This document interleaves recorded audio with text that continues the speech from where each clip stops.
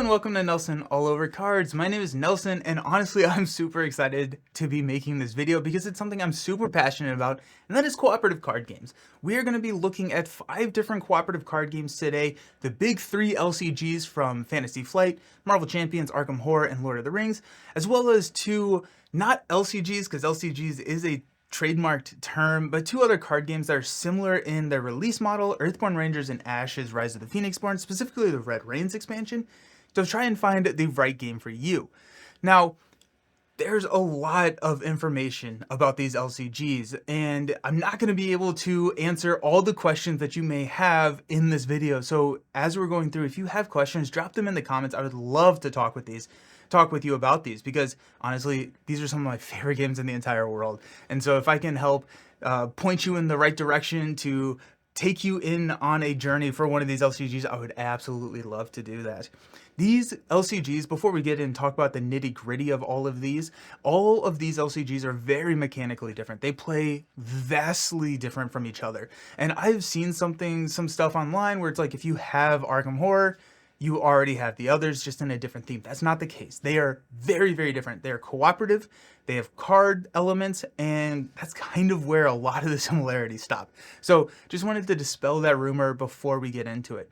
We're going to be going through, kind of giving a synopsis of each one of these games, where I'm going to talk about the good things. I'm going to try and talk about some of the bad things. Now, this is actually kind of hard for me because I don't have too many bad things to say about these games, but I dug deep and I found some things that maybe are not the best about these games to try and help you make an informed buying decision. And I'm going to have timestamps down for every single one of these. So if you're coming in here, you only care about Lord of the Rings, jump to that. Also, we're going to have a brief overview because I've actually recorded this video a couple of times. I did not like how it came out, so this is a re-record, and I added a section at the end where it's a snappy, less than a minute discussion about each one of these games at the end, the good, the bad, and if you want to just kind of get that too long didn't watch feel, jump straight to that portion. Now, let's talk about Arkham Horror. Arkham Horror is a campaign game from Fantasy Flight Games set in the Lovecraftian mythos. So you're going to see Cthulhu's, you're going to see Ancient Ones, you're going to be it's brutal. It's a tough game.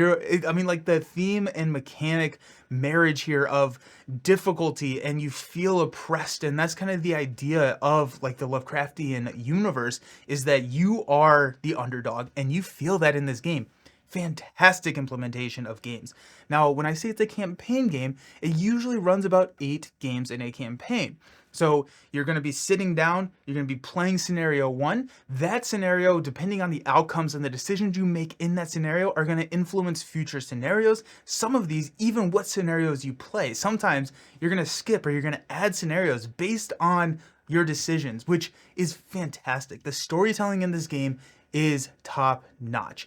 You do have one investigator that you are playing, or I mean, like, you can play multiple handed, but you play one investigator through the 8 games. And so you're going to be modifying the deck as you go, because you're going to be gaining experience points, which allows you to buy cards that you were not allowed to put into your deck at the beginning of the campaign. As you upgrade, as you learn, as you grow as an investigator, your cards in your deck also do, which is so freaking cool. It's such a cool system.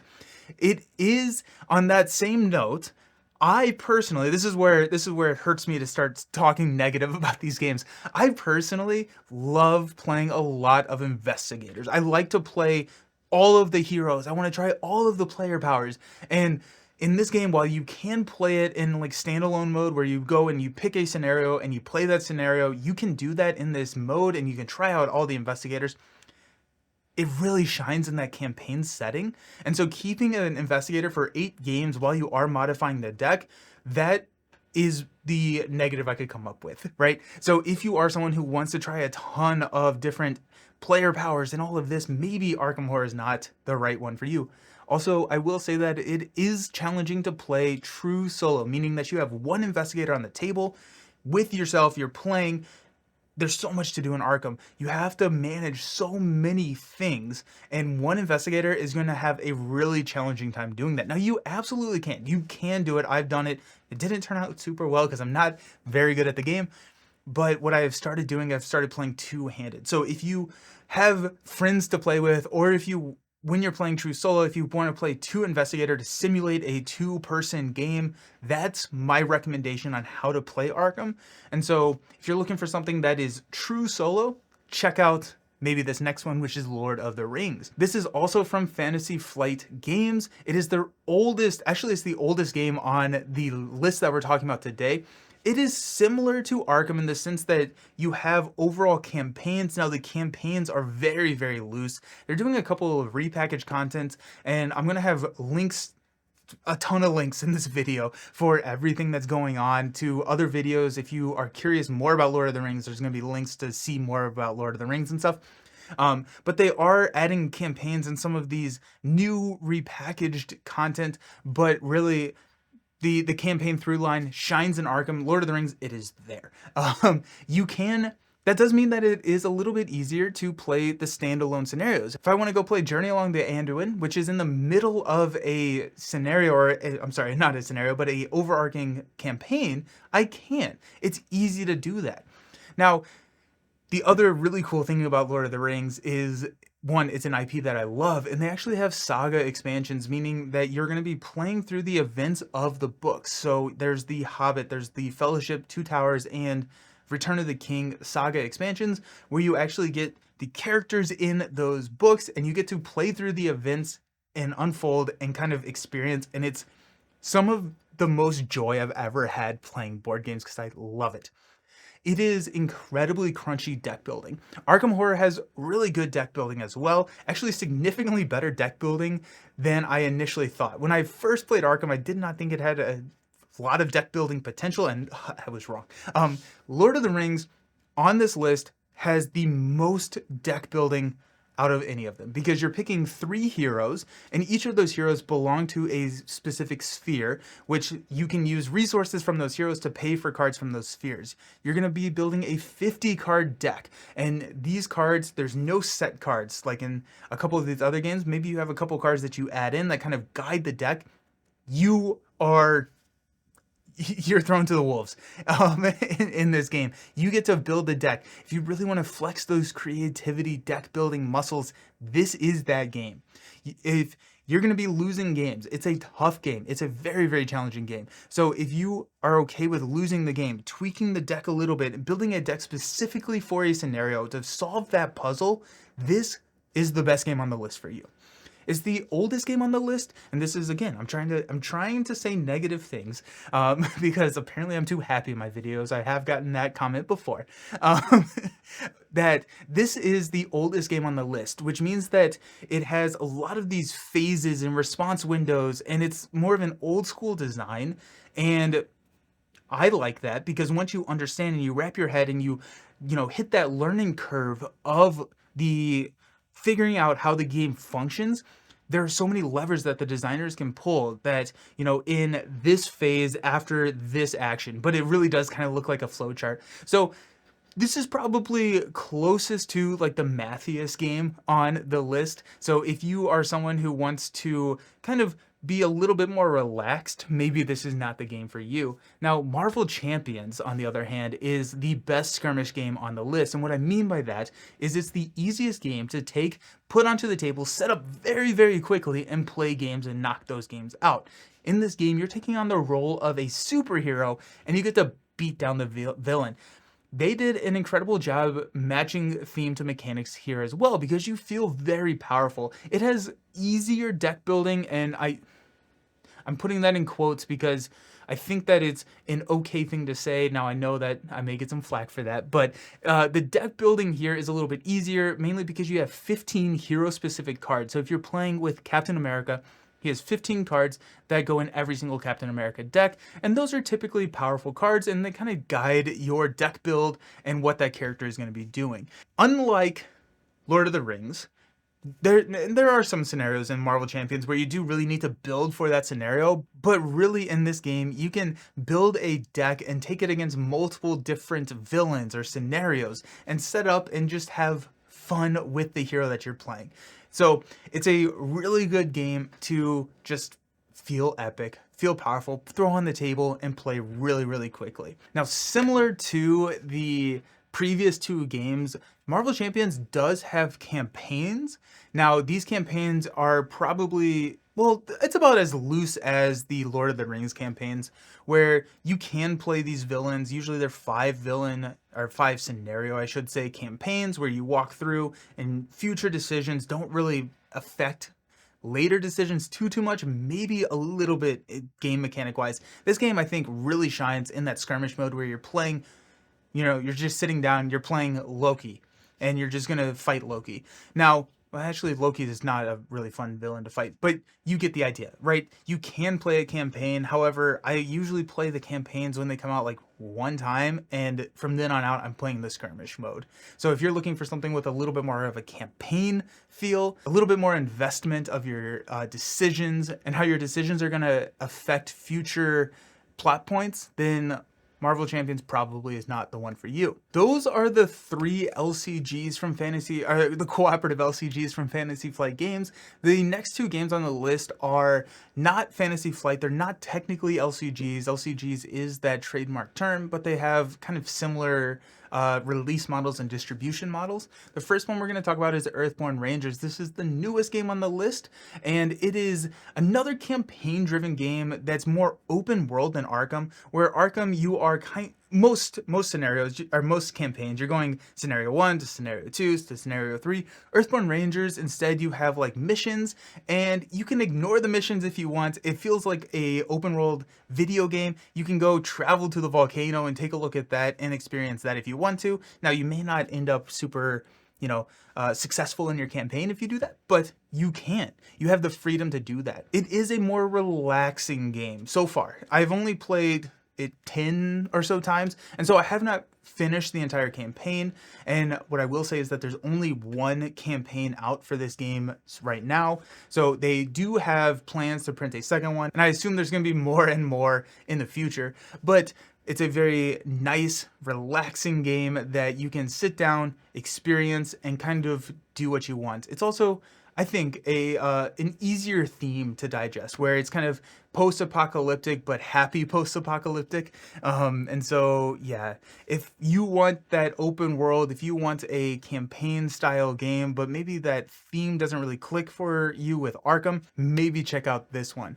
If you are looking for something with a lot more content already out there, whereas like, the previous games that we've talked about have a significant amount of content available to the public to buy, and this one it's almost like starting a TV show where they haven't finished yet, and you're gonna catch up. You're gonna be waiting for that next series or season to come out. That kind of feels like this. There's not a ton of content out there for the game, but it's a very fun game. And then the last game on the list is Ashes: Rise of the Phoenixborn.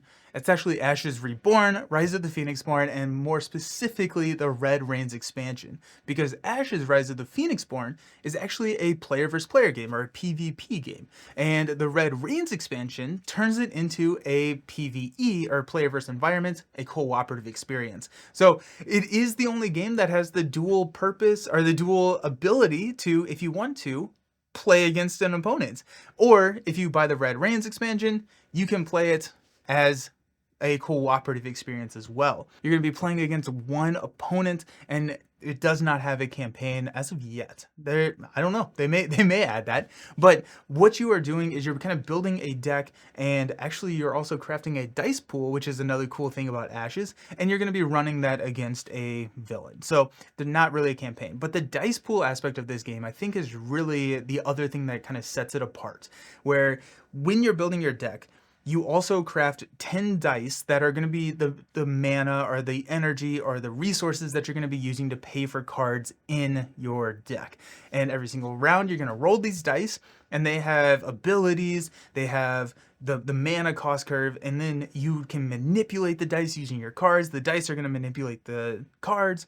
The cards are going to manipulate the dice are going to manipulate the cards. It's a really cool marriage there, and something that is more unique than the other games on this list. The art in this game is phenomenal. The art in all of these games is really good, but for Ashes, I really want to call out how good the art is, and it's so pretty. It does have a lot of history in terms of like Phoenixborn, which is the player characters that you're using. It has a lot of those from the PvP or the player versus player days. You can use all of that content in the cooperative mode. So it has a lot of player characters that you can use and play in the cooperative experience. However, the negative to the cooperative experience here is that it is maxed out at 2 players. So you can only play it single or solo, true solo, or with 1 friend. So that is kind of the negative. So if you're looking for something that you have a play group of 3 or 4, check out another game on the list. Alrighty, rapid fire mode. This is a quick overview that I promised you at the beginning of the video. So if you jumped here from those timestamps, or if you made it through all the video, let's see how quickly I can talk about some of these games. Starting us out, Arkham Horror. If you like campaign games, if you like something that is going to immerse you in a theme and tell you a fantastic story, Arkham Horror is that game for you. If you want a game that allows you to play a lot of different decks, play your powers or something, Arkham Horror may not be that game, because you do take 1 deck through the entire campaign, which is about 8 scenarios. Lord of the Rings. If you want to solve a puzzle, if you are the type of person where every single scenario is going to present a challenge and you need to flex your creativity, deck building skills, then this is the game for you. You are going to be pushed to the limit for your deck building, and you're going to have to lose, and you're going to have to tweak, and you're going to lose, and you're going to tweak until you finally get that satisfaction of the win. But that is a double-edged sword. If you are someone who does not want to spend probably as much time deck building and theory crafting a deck than you are actually playing the game, maybe this game is not the one for you. Marvel Champions. If you want a game that is super easy to set up and play, if you want a game that is, you feel epic and you feel powerful, you want to build a deck and play that deck against multiple different scenarios, Marvel Champions is fantastic. Now, if you want a game that has a stronger campaign feel, I would recommend checking out probably Arkham or Earthborn Rangers, which let's talk about Earthborn. If you like the idea of Arkham, but you want kind of a different theme, or would rather have kind of more open world RPG feeling, Earthborn Rangers is that game for you. But it does kind of have the similar negatives to Arkham. If you want to try out a ton of different decks, Earthborn Rangers, maybe not the one that you're looking for. Also, not a lot of content out for Earthborn Rangers. It's a very, very new game, so that's kind of exciting as well, but we got 1 campaign right now. Ashes, Rise of the Phoenixborn. If you want a game where you can flex into a player versus player mode, if you like the idea of crafting dice pools as well, and that kind of unique mechanic in this card game, Ashes is really, really good. If you are looking for a game that functions, or I was going to say functions better, functions at all over 2 players, Ashes is not the game. It does cap at 2 players. So those are the 5 games. I am super passionate about these games. Again, if you have any questions, let me know in the comments. Or if you want to add to the conversation and say, hey, like, maybe you should check out Ashes because of X, Y, and Z, add that to the comments. I love talking about these games, and I want to talk about them with you. So thank you all so very much for hanging out. I appreciate y'all. I hope this video helps you find a new game and hopefully does not cost you too much money, but honestly, it probably will. Thanks for hanging out, and I'll see you around. Peace.